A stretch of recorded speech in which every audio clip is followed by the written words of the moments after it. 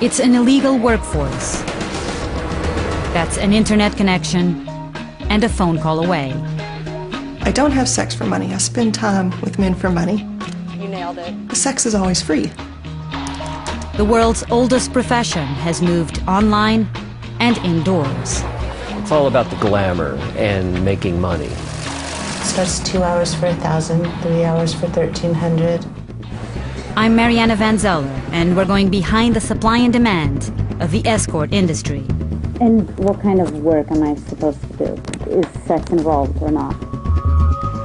Many are caught in an abusive underworld, He almost killed me. He made me think I was going to die. while others fight for the freedom to simply work. Police officers, please don't arrest sex workers! This is the American escort industry. The reality is, whether you suck in the plaza or suck in the Bowery, you still sucking.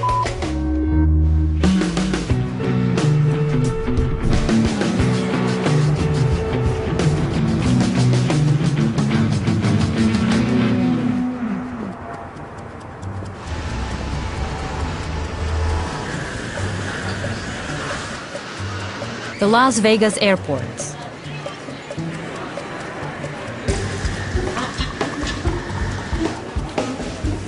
This is Sarah. She's flown from across the country to meet a new client, a man who booked her on the internet. My specialty is what they call GFE, girlfriend experience. I am your girlfriend. I'm your lover. I'm your girlfriend. I'm really, really good at it. Sarah won't show us her face because some of what she does is illegal. She works as an escort, part of a booming underground workforce. We've come here to learn how the escort industry operates.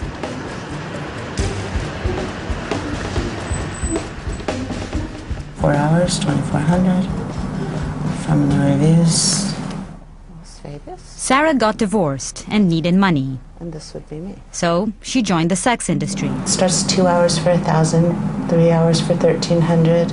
Like many women, she turned to the internet. 12 hours for 3,000, or 12 hours plus breakfast in bed, 3,500. She works independently. No agencies, no pimps. Just a laptop and a cell phone. Sarah is her name. She offers all sorts of different consultations, as she calls it. You can spend a full day with her for $6,000, or you can go for something simpler, which is 4 hours dining and dessert for $1,600. The internet, the backbone of the 21st century sex industry. Prostitution is illegal in most of the United States, but if you look online, countless websites appear to sell sex. One after the other, after the other, after the other. You can have your pick of blondes, brunettes, redheads, couples, strippers, party girls, and of course, escorts. And we basically want to find out who these girls are and how this whole escort business operates. Well, I don't have sex for money. I spend time with men for money. The sex is always free. This is Amanda Brooks, escort and author of the Internet Escort's Handbook. Amanda teaches women how to break into the business of independent escorting. First of all, selling your time for money is not illegal. Doctors and lawyers do it every single day. What is illegal is prostitution, which is selling sex for money. So, no, you can't go and advertise and say, I'll give you a for $50. No, that's totally illegal, and if you get arrested for that, you kind of walked into it. In the online market for prostitution, thousands of escort websites are carefully worded. Sex is rarely offered, and clients are expected to read between the lines. For women who want to stick out from the pack, there's plenty of competition. Girls have to be very competitive no matter what niche they're in right now. Being on top of your business, being on top of your marketing and advertising. I don't think I've ever done anything this sophisticated, actually. Today, Amanda's getting new photos for her website. 1, 2, 3. That was beautiful. The demand for escorts is huge, and we're talking the entire gamut. That's beautiful. And But come on, generally, one more. 80 Yeah. to 90% of the clients are married. Oh, that was great. 1, 2, 3. Marriage is great for business because the men realize that they're missing something. And we're a lot better than an affair because we're not going to go in there and, try to take him away from his kids. We're not going to go in there and try to make him marry us. We're very safe. I've disappointed and failed to live up to the standard I expected of myself. I must now dedicate some time to regain the trust of my family. Moments ago, Eliot Spitzer announcing he will step down effective next Monday, forced from office after he's linked to a pricey prostitution ring. A judge refuses to dismiss the indictment against alleged Manhattan Madam Kristen Davis. When New York Governor Eliot Spitzer was caught patronizing high-end escorts, agency owner Kristen Davis went down with him. Davis was arrested in March after police say a neighbor tipped them off. What interested me in particular about the sex industry is the economics of it. I came from a business background, and it is a recession-proof industry. There's a reason why it's called the world's oldest profession. Kristen didn't set out to be a madam. She was introduced to the sex industry while working at a multi-million-dollar hedge fund. Within my week number 2, I was asked to book a VIP trip to Vegas for the portfolio manager and to get strippers and to talk about body rub places they could go after hours, and sometimes that included having to book their escorts and that sort of thing. Kristen started one of New York's most successful escort agencies and became known as the Manhattan Madam. She says her agency earned millions each year. High-end prostitution is seen as glamorous. People cannot fathom why someone would pay over $1,000 an hour for somebody's time. Once they hear that, now their next question is, what's the girl like, or what are they getting for that amount? Got lube, good lube, lots of it. Odorless, tasteless. The necessities. Condoms. Condoms, lots of condoms. Lots of condoms. Sometimes we use rope. Large portable vibrator, rechargeable. For the ladies. As an escort, Sarah sees both men and couples who come to Las Vegas looking for a good time. Yeah, cuffs. So this is your mental checklist. This is what you bring in your briefcase. Exactly. The vibrator, the condoms, the lube, the handcuffs, the rope. This is in your briefcase. This is in my briefcase, yes. You enjoy what you do? Absolutely. Oh, yeah. When I was talking about you, I said prostitute before. Did you not like that term? It doesn't bother me. No. It's technical, like accountant. Yeah, it doesn't bother me. I mean, I know what I am. It doesn't stir me. Sarah's privileged in the world of prostitution. As an independent escort, she calls the shots and commands big money from her clients. But for many women who set out to become escorts, a much different reality awaits.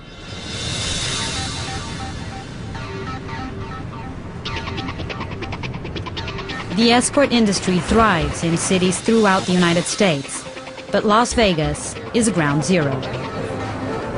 Married men, bachelor parties, couples looking for adventure. Tourists from around the world come here looking for pleasure. Although prostitution is illegal here, there's a thriving black market. So I just walked 2 blocks down the strip, and this is the amount of cards and flyers that I got. I have over 50 here, and it's everything from, Las Vegas girls, full service, fully nude, direct to your room. I mean, it's crazy to think that this is actually, prostitution is actually illegal here. I like the $69 special. Escort agencies send girls to hotel rooms for private lap dances. As long as they don't advertise prostitution, they're protected by free speech laws. An escort agency is legal as long as no sex is involved. The problem is that there's really not any business unless there's at least the implication or the fantasy that sex will be involved. Agencies like these are a cottage industry, booking escorts in and out of hotel rooms for quick turnarounds. The high-end agencies set an unrealistic expectation for everyone. because you look at the sex industry as being glamorous and all of this money and cars and boats and parties and this glamorous lifestyle, and it's by and large, you know, 2% probably of the overall industry. I wonder what people think escort companies look like.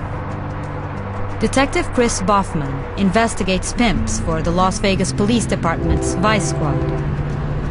He sees the other 98%, the darker side of the escort industry. Tonight, he's investigating a man who violently beat women and forced them to work for an online agency. What's the biggest misconception you think people have of escort agencies? The idea that, you know, the phone rings and, you know, there's some free-spirited woman on the other end in her high-rise. That's all in people's heads. We've never seen that. We're just a few blocks from the Las Vegas Strip. Chris and his partner, Al Baez, are doing surveillance. Just below is a building with blacked-out windows and security cameras along the perimeter. It's home to 24 escort agency call centers. So you're just trying to sort of gather information here on this case that you're working on right now. So this is a really good spot for us to sit back with the binoculars, pick up license plates, see if there are any familiar faces that we notice that are hanging around these escort services. And it's interesting because you see cars constantly stopping in front of the doors and going by, right? Yep, that's what you'll see. And girls going in and out. When you look a little closer, you'll start seeing the pimps too. There's a female walking in now. Yep, going in. Pimps are little-known parts of the escort underworld. Some hang outside this building and try to recruit women. For the majority of women who work as escorts, this is the reality. Calls from one hotel room after another. At the end of the night, they return here to drop off a cut of the money. And this is what many people call high-end prostitution. That's your high-end escort going into a shady little call center to go drop off her service fee. Good-looking girls. We're about to go inside the escort underworld to find out how it all works.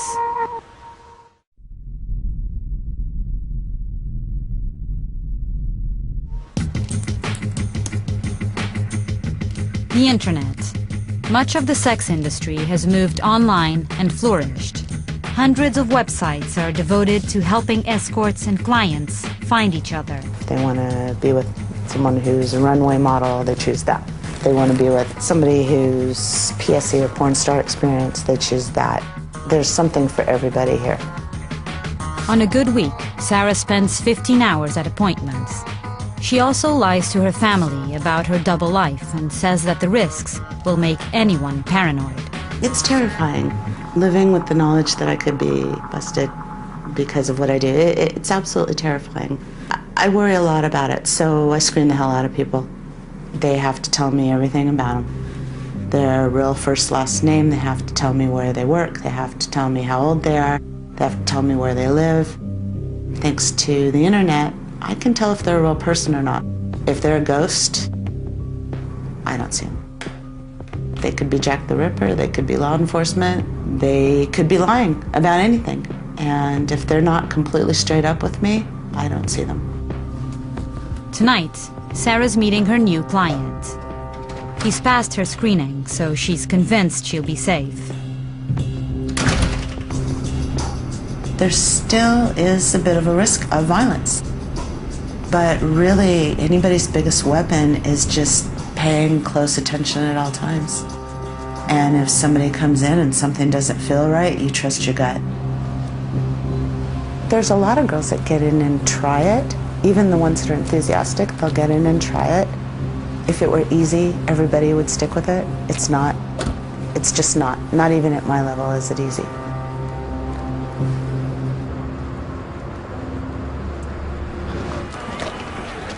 Every weekend, hundreds of escorts work the hotels and casinos on the Las Vegas Strip. The night is just getting started. Former escort Annie Lobert is about to begin a night of outreach. I was the top escort services that I worked. I considered myself a high-class prostitute, but I never said the word prostitute. High-class call girl is what I said. People think that sex work is so glamorous and that girls love it, but it's a lie. Once you have that first rape, the first beat down, I've had clients try to kill me and leave me for dead in the room. Annie worked as an escort for 16 years. She left the sex industry and started a ministry called Hookers for Jesus. Her mission is to help women leave the business. Be safe tonight. Be safe, girls, okay? Okay, God bless you, girls. Have a good night. Most of them are in the casino. You're not going to see a lot on the strip. They're in the casino going up and down the elevators, turning tricks. What will happen if they see the camera? They will get very upset. Annie agrees to take us inside a casino to show us how high-end prostitution works. There are security cameras everywhere, and no filming is allowed, so I'm wearing a tiny hidden camera. Ready? Let's roll. If I was working still, I would come here, because this place has a lot of high rollers. It's one of the higher class casinos on the strip. I see a girl. She's with an older guy. Doesn't look right. She's working. She's probably in her 20s. He's probably in his 60s. It's definitely not her dad. She's Asian. He's a white man. Gray hair. She's laughing and sitting there with that guy like it's like the best day of her life. Because she's probably thinking about all the money he's going to give her. Right there. Oh, right there. They're working. These two girls right there. Oh, wow. Right there. Annie spots two women making the rounds. Hey, girls. Come here. Come here. So what are you guys doing here? You guys just hanging out? Yep. Yeah. Are you guys like watching your back right now? I know the security's not that bad right now. Everything's fine. Yeah. I think we got these shift changed. There's a lot of girls that just came out just now. Just be careful. Well, no, I mean I saw a bunch, but I hope you guys like stay safe and everything. And are you guys okay? Yep. Well, thank you. Anyway, you girls have a good night. Bye. See you later. Bye. No more than 5 minutes later, the same girls appear to be negotiating with several men.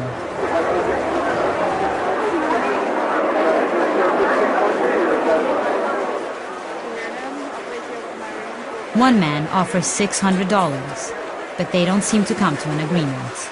Soon after, the girls move on. Do you think the casinos know that this is happening? Yes, absolutely. And why don't they do anything to stop it?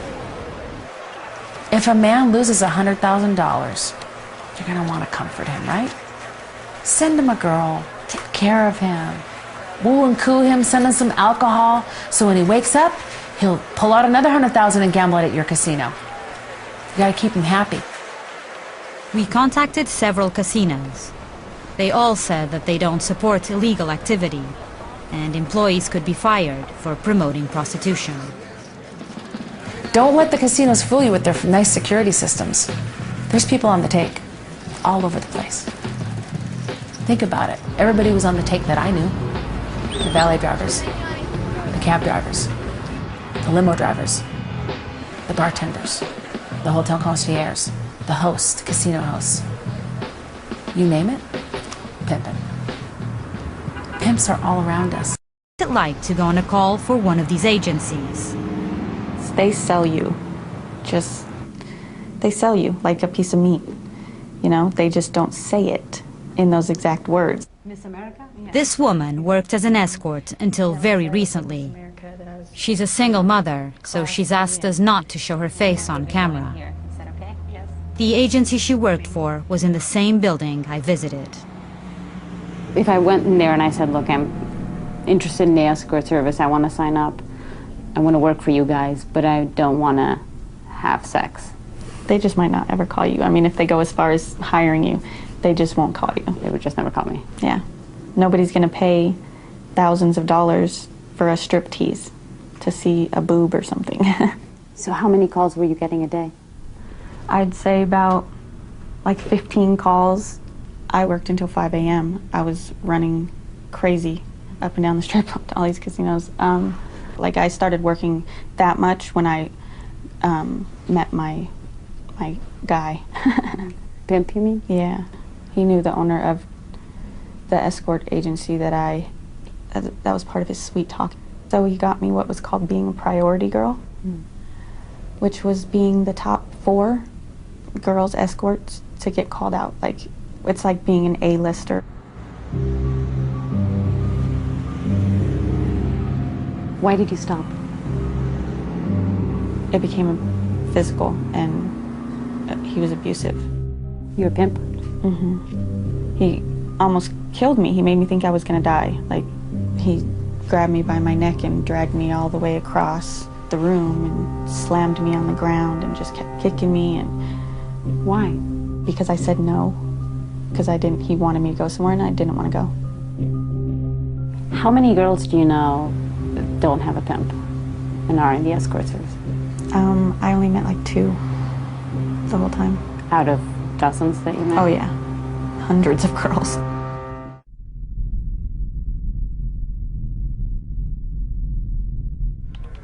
And here they are on the side. So you'll click on one of them. Vice Detective Chris Boffman works on the Las Vegas Vice Squad's Pimp Investigation Team. This file is about a case. The Pimp Investigation Team just closed a case on a man who was trafficking women through high-end agencies. He lured a woman to Las Vegas by promising to get her a job as a dancer. But then, he makes the pitch. You can work for me. I'll set you up with dates with really nice gentlemen. You do whatever they want for money. But when you're done with that money all has to come back to me, and then I'll take care of you. And these dates would go through escort services? Yeah. Here in the city? Yeah. This is the 911 call. Hello, 911. You're fine. Here, I'll help you leave. I'm not touching you. Come here, listen. Listen. I'm not. Please don't. I'll come to kill you, okay? Okay, I'm moving. God damn. I'm not doing nothing to you. Where are you at, ma'am? Hello? Oh, wow. Hello? What happened? What happened after this? After this, she managed to fight her way out of the apartment and get down the stairs all the way to security. It was through this 911 call that you came about this case? That's how we got the case. Yeah, that's how we came on to learn about the individual that we were. So these are all photos that were posted on actual on escort sites. Exactly. But they were actually all working for him. The money was going to him. Money goes back to him, 100%. So why are the girls doing it? I don't understand. You just heard the 911 tape, right? Why would someone do it? If he threatened to cut up this girl's face and she wasn't even working for him, imagine what he's doing to some of the other women. Do the escort services themselves know that there are pimps behind these girls? In my experience, they do. They know who the girls' pimps are. They'll say that we don't know anything about that. We make them sign a contract saying that they can't have sex when they go on their dates, but they know exactly what's happening.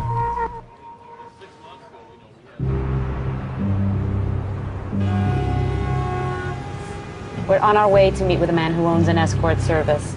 He's agreed to meet with us outside of his office at this bar, and he said he'd be wearing sunglasses to partially obscure his identity, but that he would tell us how the escort services really work.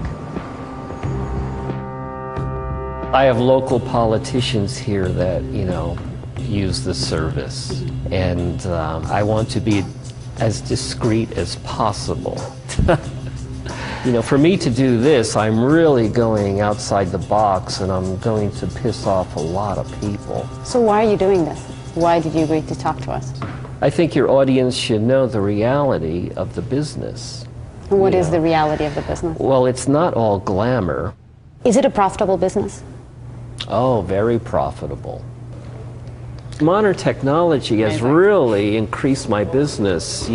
When somebody wants to see pictures, I can do a little sideshow. Well, this is what we have on the menu tonight. She's beautiful. Yes, some are really beautiful, and some are not so beautiful. But the customer can pick, and these are real pictures. She's very popular. Men have these instinctual drives base instincts and they have to be satisfied, okay? So basically what you're saying is that this is prostitution.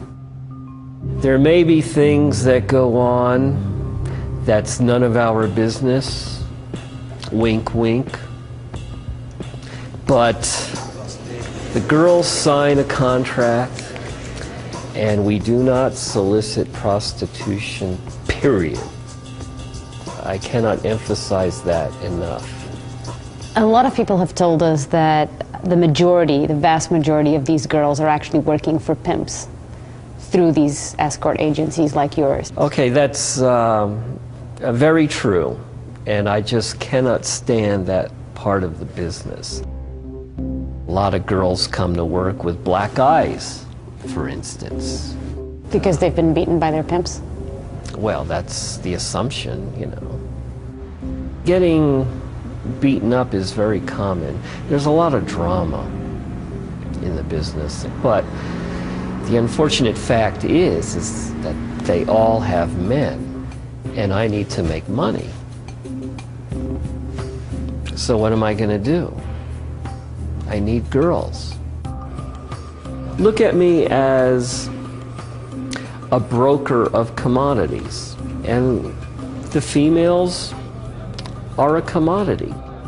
I'm doing a service, not only for men that have these desires for entertainment, but for the girls. So it all works out, a nice little family network.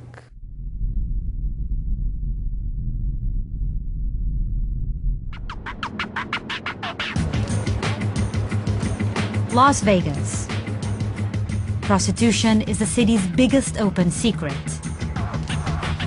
Escort services cater to tourists looking for sex and companions.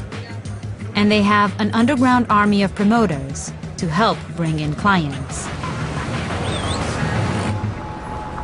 We hear that a lot of the escort services rely on taxi drivers to bring them customers, clients.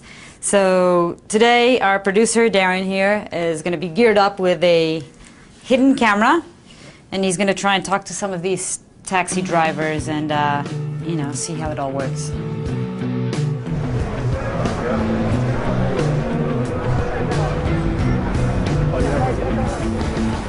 How you doing? Pretty good. What's going on? Busy night tonight, huh? Yeah, it was good. Hey, can I ask you a question? Do you know how I could go about getting a lady? Girls? Yeah. Do you know how to go about getting a lady in this town? I do. You know, there is some agency they can send you girls about this. Go straight to your room. Okay. Yeah. And the girls, what do they do? Anything? They start doing like they're doing in a private room at strip clubs. Oh, okay. But some of them they do more. You know what I mean? Yeah. Escorts. They come to your room. They'll work themselves out. Is this a definite for sure thing? Is that definite thing if you want? Yeah, just call that number, then I'll ask you for a reference number. Just give them that number. Okay. Full service? Yeah, you just don't talk, you know what I'm saying? Yeah. Because it's nude entertainment to your room. What the girl does after, it's not the service. You know what I'm saying? Right. You know what I mean? You know what I'm saying? One driver after another. Cards and brochures for escorts with a reference number at the bottom. If a call goes through, the driver gets a cut for steering clients to the agency. Just go ahead and call up that number and say, yeah, 22589. Go ahead and I'll take care of it. Great. Taxi drivers lose their jobs for getting kickbacks from the agencies. All of the taxis here have security cameras for safety, so this driver steps outside. When you call, you have to make sure you're in the room, you know what I'm saying? Okay. And then he makes the pitch, but not for an escort agency. What do you think about her? I drive. This driver offers to set him up directly with a 21-year-old girl that he drives himself. She's 21. Yeah, if you're going to spend money in town, you might as well get, you know, some decent pleasure out of it.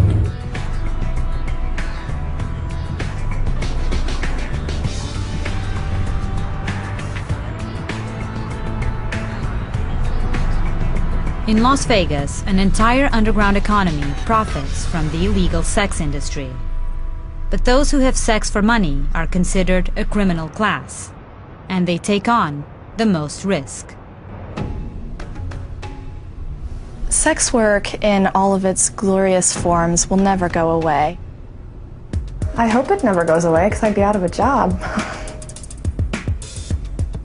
This is Jenny, graduate student and sex worker.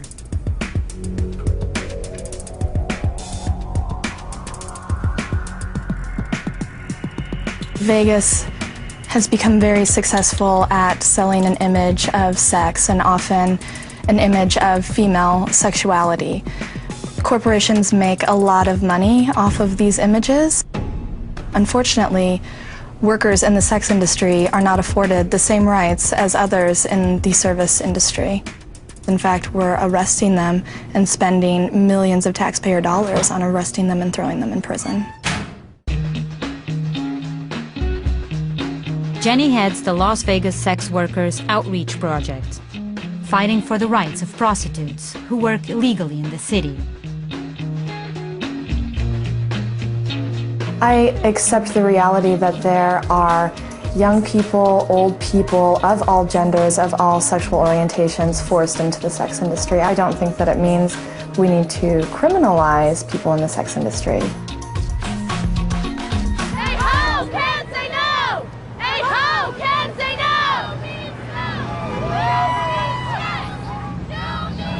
This is the Vegas Slut Walk.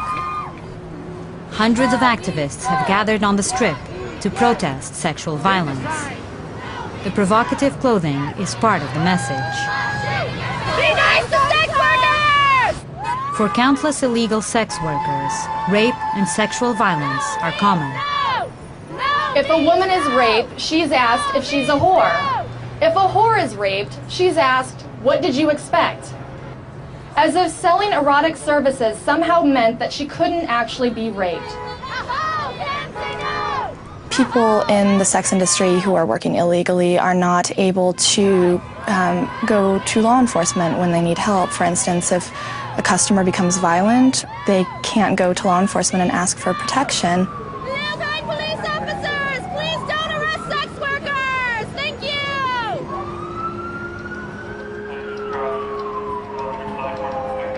This is the Clark County Detention Center.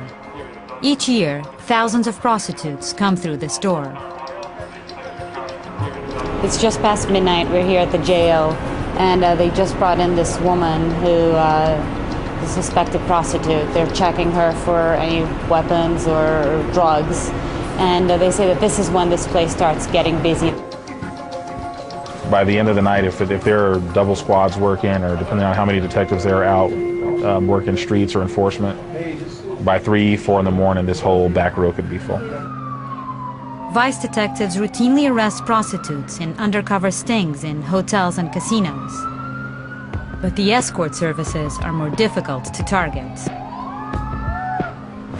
The problem with the escort services are, one, how do we prove that these guys know that this is going on? Because they'll tell them, oh, you're not allowed to have sex. And they will hide behind their little flyers and their waivers and the fact that they're that they have a general business license in the city. But they know what's going on. They all know. Not just in Vegas, but you name the city, they know.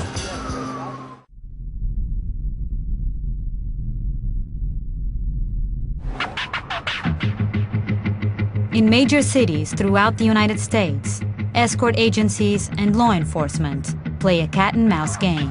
Today we announce a 144-count indictment against members and associates of high-class NY.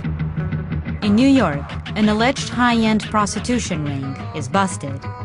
Authorities believe high-class NY made over $7 million in 3 years, providing escorts to Wall Street bankers. Some clients spend more than $10,000 in a single night. The owners and the prostitutes all face charges that could land them in jail. But the clients, so far, they've gotten off clean. The way that it's being done now, where you go after the person running the agency, Somebody else will pop up and start an agency. Girls still work independently. It doesn't address the problem at all.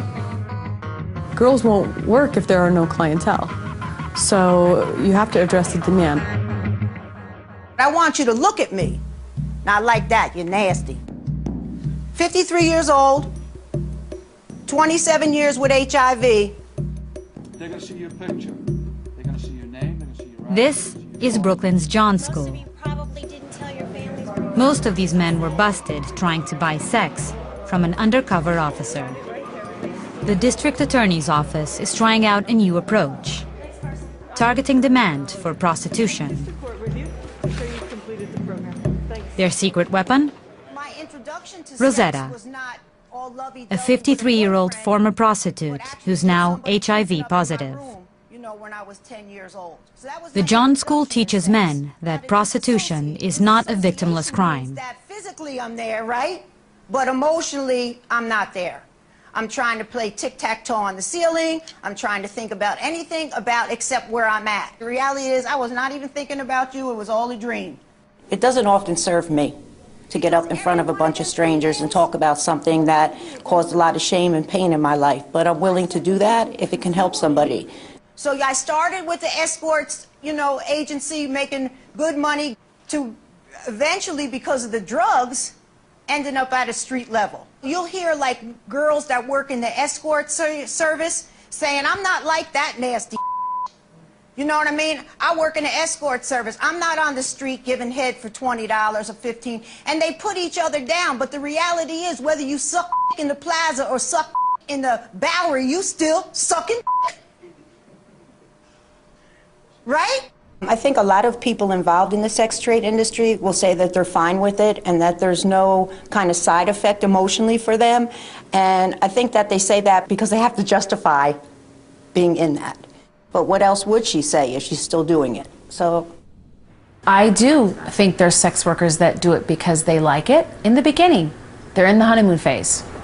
They're lying to themselves. Some researchers claim that nearly 2/3 of prostitutes have some form of post-traumatic stress disorder. We met many women in the escort industry, and there are plenty of mixed feelings about the work itself. You don't know if it's going to be a good day or a bad day.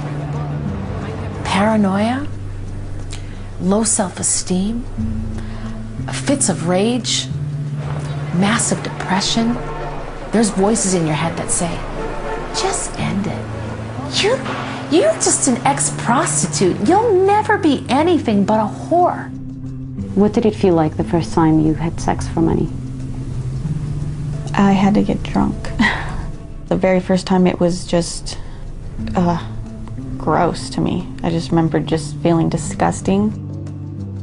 I think that many sex workers experience some kind of psychological effects from the job, but I think that those effects are mainly because of social stigma and whore stigma and people shaming them for the work that they do. You just have to learn to deal with it in your own individual way, and some women never learn and some do. Some shut off the emotions completely, which I don't feel is healthy. But if you're getting hurt all the time, it's not healthy either, and it's probably a sign you need to reevaluate whether you want to be an escort anymore or if you need to change the way in which you approach it. It can be tough, yeah. It's 2 a.m. Sarah's returning from an appointment with a client. I feel exhausted, tapped, completely tapped. There is an expiration date for how long I feel I can do this. I do think that there's going to come a time that my allure just wanes, and it's inevitable. Not being able to do this does scare me because it is my profession, and there really isn't anywhere else to go. Tonight, her client left her $1,600 in an envelope. Men come and see girls like me because their wives are not having sex with them. It's really that simple. Part of why we do well is because we are able to keep secrets.